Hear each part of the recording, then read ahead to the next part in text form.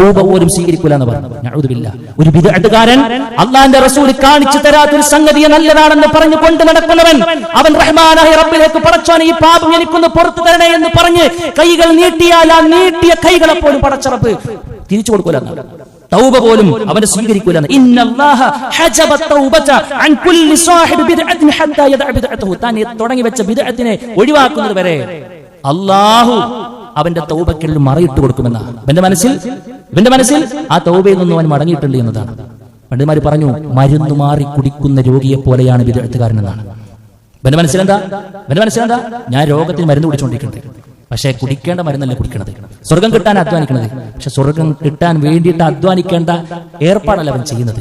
അതുകൊണ്ട് സുഹൃത്തുക്കളെ, ഇസ്ലാം വളരെ സിമ്പിളാണ്. ഇസ്ലാം വളരെ ലഘുവാണ്. ഒറ്റ മാനദണ്ഡമേ ഉള്ളൂ. അള്ളാന്റെ റസൂൽ ഇത് പഠിപ്പിച്ചോ? പ്രമാണങ്ങളിൽ അതുണ്ടോ? ഉണ്ടെങ്കിൽ നമുക്ക് എടുക്കാം. ഇതില്ലാത്തത് കൊണ്ടാണ് സുഹൃത്തുക്കളെ പറയുന്നത്.